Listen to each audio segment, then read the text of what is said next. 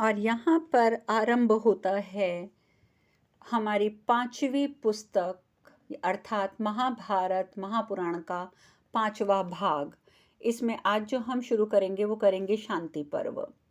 शांति पर्व जिसके अंतर्गत युधिष्ठिर महाराज के पास नारद आदि महर्षियों का आगमन, युधिष्ठिर का कर्ण के साथ अपना संबंध बताते हुए कर्ण को शाप मिलने का वृतांत पूछना। अंतर्यामी नारायण स्वरूप भगवान श्री कृष्ण, नर स्वरूप नरश्रेष्ठ अर्जुन, भगवती सरस्वती और महर्षि वेद व्यास को नमस्कार करके जय महाभारत का पाठ करना चाहिए। वैशंपायन जी आगे कहते हैं, राजन, पांडव, विदुर, धृतराष्ट्र तथा भरतवंश की संपूर्ण स्त्रियां, इन सब ने गंगा जल में अपने समस्त सुहृदों को जलांजलि प्रदान की। तदंतर वे महामनस्वी पांडव आत्मशुद्धि का संपादन करने के लिए 1 मास तक वहीं नगर के बाहर टिके रहे। मृतकों के लिए जलांजलि देकर बैठे हुए धर्मपुत्र राजा युधिष्ठिर के पास बहुत से श्रेष्ठ ब्रह्म ऋषि सिद्ध महात्मा पधारे। वैपायन, व्यास, नारद, महर्षि देवल, देवस्थन, कण्व और अन्य उनके श्रेष्ठ शिष्य भी वहां पर आए। इनके अतिरिक्त अनेक वेदवेत्ताओं एवं पवित्र बुद्धि वाले ब्राह्मण, गृहस्थ और स्नातक संत भी वहां आकर कुरुक्षेत्र श्रेष्ठ युधिष्ठिर महाराज से मिले। वे महात्मा महर्षि वहां पहुंचकर विधिपूर्वक पूजित हो राजा के लिए बहुमूल्य आसनों पर विराजमान हुए। उस समय के अनुरूप पूजा स्वीकार करके वे सैकड़ों हजारों ब्रह्म ऋषि भागीरथी के पावन तट पर शोक से व्याकुलचित हुए राजा युधिष्ठिर को सब ओर से घेर कर आश्वासन देते हुए यथोचित रूप से उनके पास बैठ गए। उस समय श्री कृष्ण द्वैपायन आदि मुनियों के साथ बातचीत करके सबसे पहले नारद जी ने धर्मपुत्र युधिष्ठिर से कहा, महाराज युधिष्ठिर, आपने अपने बाहुबल भगवान श्री कृष्ण की कृपा और धर्म के प्रभाव से इस संपूर्ण पृथ्वी पर विजय पाई है। पांडुनंदन, सौभाग्य की बात है कि आप संपूर्ण जगत को भय में डालने वाले इस संग्राम से छुटकारा पा गए। अब क्षत्रिय धर्म के पालन में तत्पर रहकर आप प्रसन्न तो हैं ना? नरेश्वर, आपके शत्रु तो मारे जा चुके हैं, अब आप अपने सुहृदों को प्रसन्न रखते हैं ना? इस राज्य लक्ष्मी को पाकर आपको कोई शोक तो नहीं सता रहा ना? यह सब सुनकर युधिष्ठिर महाराज बोले, मुने, भगवान श्री कृष्ण के बाहुबल का आश्रय लेने से, ब्राह्मणों की कृपा होने से और भीमसेन और अर्जुन के बल से इस सारी पृथ्वी पर विजय प्राप्त हुई है। परंतु मेरे हृदय में निरंतर यह महान दुख बन रहा है। मैंने लोभवश अपने बंधु बांधवों का महान संहार कर डाला। भगवान, सुभद्रा कुमार अभिमन्यु और द्रौपदी के प्यारे पुत्रों को मरवाकर मिली हुई इस विजय से तो मुझे पराजय सी ही जान पड़ती है। वृष्णिकुल की कन्या मेरी बहू सुभद्रा, जो इस समय द्वारका में रहती है, जब मधुसूदन श्री कृष्ण यहाँ से लौटकर द्वारका जाएंगे तो उनसे क्या कहेगी? वह द्रुपद कुमारी कृष्णा अपने पुत्रों के मार जाने से अत्यंत दीन हो गई है। उस बेचारी के भाई बंधु भी मार डाले गए हैं। हम लोगों के प्रिय और हित में जो सदा लगी रहती थी, जब जब उसकी ओर देखता हूँ तब तक मेरे मन में और अधिक पीड़ा होने लगती है। भगवान नारद, अब यह दूसरी बात है जो मैं आपसे कह रहा हूँ, वो और भी दुख देने वाली है। मेरी माता कुंती के कर्ण के जन्म का रहस्य छिपाकर जो मुझे भारी दुख में डाल चुकी है, मैं क्या करूं?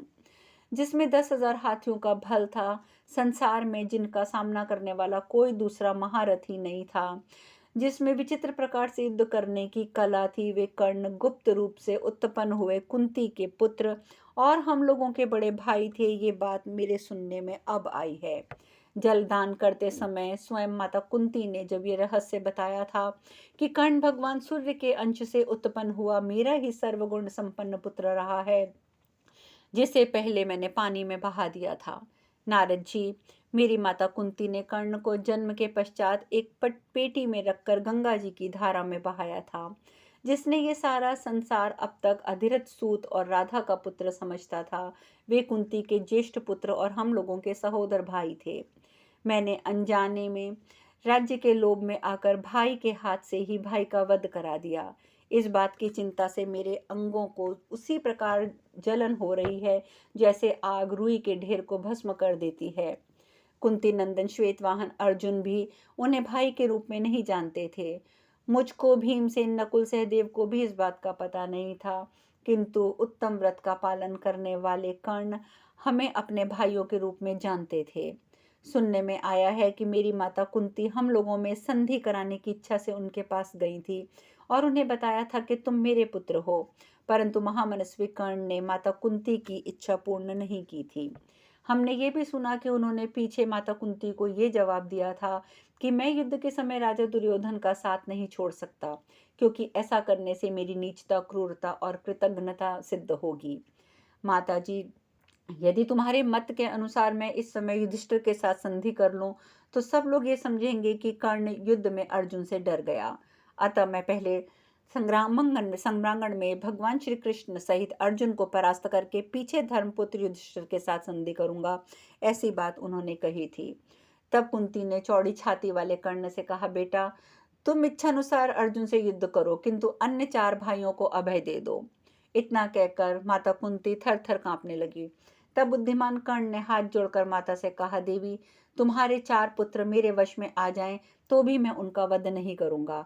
तुम्हारे 5 पुत्र निश्चित रूप से बने रहेंगे। यदि कर्ण मारा गया तो अर्जुन सहित तुम्हारे 5 पुत्र होंगे, और यदि अर्जुन मारा गया तो कर्ण सहित 5 होंगे। तब पुत्रों का हित चाहने वाली माता ने पुनः अपने ज्येष्ठ पुत्र से कहा, बेटा, तुम जिन 4 भाइयों का कल्याण करना चाहते हो उनका अवश्य भला करना। ऐसा कह के माता कर्ण को छोड़कर घर लौट आई थी। उस वीर सहोदर भाई को भाई अर्जुन ने मार डाला। प्रभु, इस गुप्त रहस्य को ना तो माता कुंती ने प्रकट किया, ना कर्ण ने। द्विश्रेष्ठ तदंतर युद्ध स्थल में महाधनुर्धर शूरवीर कर्ण अर्जुन के हाथ से मारे गए। प्रभो, मुझे तो माता कुंती के ही कहने से बहुत पीछे ये बात मालूम हुई कि कर्ण हमारे ज्येष्ठ एवं सहोदर भाई थे। मैंने भाई की हत्या कराई है, इसीलिए मेरे हृदय को तीव्र वेदना हो रही है। कर्ण और अर्जुन की सहायता पाकर तो मैं देवराज इंद्र को भी जीत सकता था। कौरव सभा में जब दुरात्मा धृतराष्ट्र ने मुझे क्लेश पहुंचाया, तब सहसा मेरे हृदय में क्रोध उत्पन्न हो गया, परंतु कर्ण को देखकर वह शांत हो गया। जब दूत सभा में दुर्योधन के हित की इच्छा से वे बोलने लगे, तब मैंने उनकी कड़वी और रूखी बातें सुनता उनके पैरों को देखकर पता नहीं क्यों, परंतु मेरा बड़ा हुआ रोष शांत हो जाता था। मेरा विश्वास है कि कर्ण के दोनों पैर माता कुंती के चरणों के सदृश थे। कुंती और कर्ण के पैरों में इतनी समानता क्यों है? इसका कारण ढूंढता हुआ मैं बहुत सोचता विचारता, परंतु किसी तरह कोई कारण समझ नहीं आता था। नारद जी, संग्राम में कर्ण के पहिए को पृथ्वी क्यों निगल गई, और मेरे बड़े भाई कर्ण को ये कैसा शाप प्राप्त हुआ था, उसे आप ठीक ठीक बताने की कृपा करें।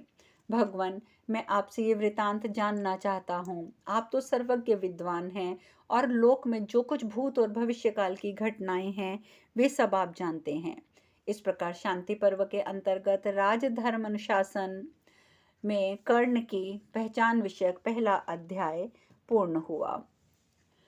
वैशंपायन जी कहते हैं, राजा युधिष्ठिर के इस प्रकार पूछने पर वक्ताओं में श्रेष्ठ नारद मुनि ने सूत पुत्र कर्ण को इस प्रकार शाप प्राप्त हुआ वह प्रसंग कह सुनाया। नारद जी कहते हैं, बाहु नंदन, भरत नंदन, तुम जैसा कह रहे हो ठीक ऐसी ही बात है। वास्तव में कर्ण और अर्जुन के लिए युद्ध में कुछ भी असाध्य नहीं हो सकता था। अनग ये देवताओं की गुप्त बात है जिसको मैं तुम्हें बता रहा हूँ। पूर्व काल में इस यथावत वृतांत को तुम ध्यान से सुनो। प्रभो, एक समय देवताओं ने यह विचार किया कि कौन सा ऐसा उपाय हो जिससे भूमंडल का सारा क्षत्रिय समुदाय शस्त्रों के आघात से पवित्र हो स्वर्गलोक में पहुंच जाए। ये सोचकर उन्होंने सूर्य कुमार द्वारा कुंती के गर्भ से एक तेजस्वी बालक उत्पन्न करवाया जो संघर्ष का जनक हुआ। वही तेजस्वी बालक सूत पुत्र के रूप में प्रसिद्ध हुआ। उसने अंगिरा गोत्रीय ब्राह्मणों में श्रेष्ठ और द्रोणाचार्य से धनुर्वेद की शिक्षा प्राप्त की। वह भीमसेन का बल, अर्जुन की फुर्ती, आपकी बुद्धि, नकुल सहदेव की विनय और गांडीवधारी अर्जुन की श्री कृष्ण के साथ बचपन की मित्रता और पांडवों पर प्रजा का अनुराग देखकर चिंता मग्न होकर जलता रहता था।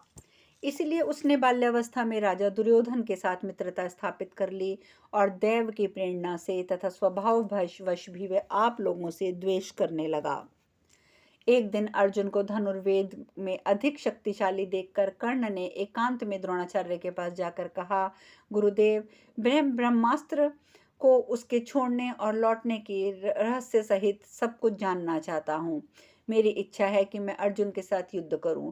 निश्चय ही आपका सभी शिष्यों और पुत्रों पर बराबर स्नेह है। आपकी कृपा से वह विद्वान पुरुष ये ना कहें कि वह सभी अस्त्रों का ज्ञाता नहीं है। कर्ण का ऐसा कहने पर अर्जुन के प्रति पक्षपात रखने वाले द्रोणाचार्य कर्ण की दुष्टता को समझकर उससे बोले, वत्स, ब्रह्मास्त्र को ठीक ठीक ब्रह्मचर्य व्रत का पालन करने वाला ब्राह्मण जान सकता है, अथवा तपस्वी क्षत्रिय। दूसरा कोई किस तरह से सीख सकता है? उनके ऐसा कहने पर अंगिरा गोत्रीय ब्राह्मणों में श्रेष्ठ द्रोणाचार्य की आज्ञा ले उनका यथोचित सम्मान करके कर्ण सहसा महेंद्र पर्वत पर परशुराम जी के पास चला गया। परशुराम जी के पास जाकर मस्तक झुकाकर कहा, मैं भृगुवंशी ब्राह्मण हूँ। ऐसा कहकर उसने गुरु भाव से उनकी शरण ली। परशुराम जी ने गोत्र आदि सारी बातें पूछकर उसे शिष्य भाव से स्वीकार किया और कहा, वत्स, तुम यहाँ रहो, तुम्हारा स्वागत है। ऐसा कहकर वह मुनि उस पर बहुत प्रसन्न हुए। स्वर्ग लोक के सदृश मनोहर व महेंद्र पर्वत पर रहते थे। गंधर्व कर्ण को गंधर्वों, राक्षसों, यक्षों, देवताओं से मिलने का अवसर प्राप्त होता था।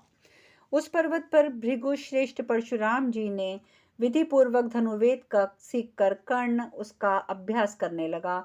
वह देवताओं, दानवों और राक्षसों का प्रिय करने लगा। एक दिन की बात है, सूर्यपुत्र कर्ण हाथ में धनुष, बाण और तलवार ले समुद्र के तट पर आश्रम के पास अकेला टहल रहा था। पार्थ उस समय अग्निहोत्र में लगे हुए किसी वेदधारी ब्राह्मण की होम धेनु उधर आ निकली। उसने अनजाने में उस धेनु को हिंसक जीव समझकर अकस्मात मार डाला। अनजान में वह अपराध बन गया था। ऐसा समझकर कर्ण ने ब्राह्मण को सारा हाल बता दिया और उसे प्रसन्न करते हुए कहा, भगवान, मैंने अनजाने में आपकी गाय मार डाली है, अतः आप मेरा यह अपराध क्षमा करके मुझ पर कृपा कीजिए। कर्ण ने बार बार इस बात को दोहराया। ब्राह्मण उसकी बात सुनते ही कुपित हो उठा और कठोर वाणी में बोला, दुराचारी, तू मार डालने के योग्य है। दुर्मते, अपने इस पाप का फल प्राप्त कर ले। पापी, जिसके साथ सदा ईर्ष्या रखता है और जिसे परास्त करने के लिए तू निरंतर चेष्टा करता है, उसके साथ युद्ध करते समय तेरे पहिए धरती निगल जाएगी। नराधम, जब पृथ्वी में तेरा पहिया फंस जाएगा और तू अचेत सा हो रहा होगा, उस समय तेरा शत्रु पराक्रम करके तेरा मस्तक काट डालेगा। अब तू चला जा। ओ मूढ़, जैसे असावधान होकर तूने इस गांव का वध किया है, उसी प्रकार असावधान अवस्था में ही शत्रु तेरा सिर काट डालेगा। इस प्रकार शाप प्राप्त करके होने के कारण कर्ण ने उस श्रेष्ठ ब्राह्मण को बहुत सी गौवें, धन और रत्न देकर उसे प्रसन्न करने की चेष्टा की और फिर उसने इस प्रकार उत्तर दिया, सारा संसार आ जाए तो भी मेरी बात को झूठी नहीं कर सकता। तू यहाँ से जा या खड़ा रह, अथवा जो कुछ करना चाहता है वह कर ले। ब्राह्मण के ऐसा कहने पर कर्ण को बड़ा भय हुआ। उसने दीनतावश सिर झुका लिया और मन ही मन इस बात का चिंतन करता हुआ परशुराम जी के पास लौट आया। इस प्रकार श्री महाभारत शांति पर्व के अंतर्गत राजधर्म अनुशासन पर्व में कर्ण को ब्राह्मण का शाप नामक दूसरा अध्याय पूरा हुआ। नारद जी कहते हैं, राजन, कर्ण के बाहुबल, प्रेम, इंद्रिय संयम और गुरु सेवा से परशुराम जी बहुत संतुष्ट थे। तदंतर तपस्वी परशुराम ने तपस्या में लगे हुए कर्ण को शांत भाव से प्रयोग और उपसंहार की विधि सहित संपूर्ण ब्रह्मास्त्र की विधि पूर्वक शिक्षा दी। ब्रह्मास्त्र का ज्ञान प्राप्त करके कर्ण परशुराम जी के आश्रम में प्रसन्नता पूर्वक रहने लगा। वह अद्भुत पराक्रमी वीर ने धनुर्वेद के अभ्यास के लिए बड़ा परिश्रम किया। तत्पश्चात एक दिन बुद्धि परशुराम जी कर्ण के साथ अपने आश्रम के निकट घूम रहे थे। उपवास होने के कारण उनका शरीर दुर्बल हो गया था। कर्ण के ऊपर उनका पूरा विश्वास होने के कारण उसके प्रति सौहार्द हो गया था। वे मन ही मन थकावट का अनुभव कर रहे थे। इसीलिए गुरुवर जन्मदग्नि परशुराम जी कर्ण की गोद में सिर रखकर सो गए। उस समय लार, मेदा, मांस और रक्त का आहार करने वाला एक भयानक कीड़ा, जिसका स्पर्श डंक मारना बड़ा भयंकर था, कर्ण के पास आया। उस रक्त पीने वाले कीड़े ने कर्ण की जांघ के पास पहुंचकर उसे छेद दिया, परंतु गुरुजी के भय से जाग जाने के कारण कर्ण ना तो उसे फेंक सका और ना ही उसे मार सका। भरतनंदन व कीड़ा उसे बार बार डसता रहा तो भी सूर्यपुत्र कर्ण ने कहीं गुरुजी जाग ना उठे, इस आशंका से उसकी उपेक्षा कर दी। यद्यपि कर्ण की वेदना असह्य हो रही थी तो भी वह धैर्यपूर्वक उसे सहन करके कंपित और व्यथित ना हुआ, परशुराम जी को गोद में लिए रहा। जब उसका रक्त परशुराम जी के शरीर में लग गया तब वह तेजस्वी भार्गव जाग उठे और भयभीत होकर बोले, अरे मैं तो अशुद्ध हो गया, ये तू क्या कर रहा है? भय छोड़कर मुझे ठीक ठीक बता। तब कर्ण ने उनसे कीड़े काटने की बात बताई। परशुराम जी ने उस कीड़े को देखा, वह सूअर के समान जान पड़ता था। उसके 8 पैर थे, तीखी दाढ़ें थी, सुई जैसी चुभने वाली रोम वालियों से उसका सारा शरीर भरा और रुंधा हुआ था। वह अलर्क नाम से प्रसिद्ध कीड़ा था। परशुराम जी की दृष्टि पड़ते ही उसी रक्त में भीगे हुए उस कीड़े ने प्राण त्याग दिए। ये एक अद्भुत सी बात हुई। तदंतर आकाश में सब तरह से रूप धारण करने में समर्थ एक विकराल राक्षस दिखाई दिया। उसकी ग्रीवा लाल थी और शरीर का रंग काला था। वह बादलों पर आरूढ़ था।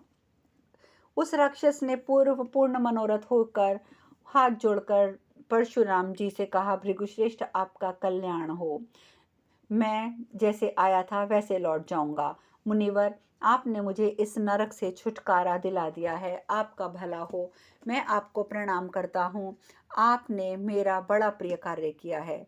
तब महाबाहु प्रतापी जन्मादग्नि ने परशुराम से उसे पूछा, तुम कौन हो और किस कारण से इस नरक में पड़े हो? उसने उत्तर दिया, तात, प्राचीन काल के सतयुग की बात है। मैं दंश नाम से प्रसिद्ध एक महान असुर था।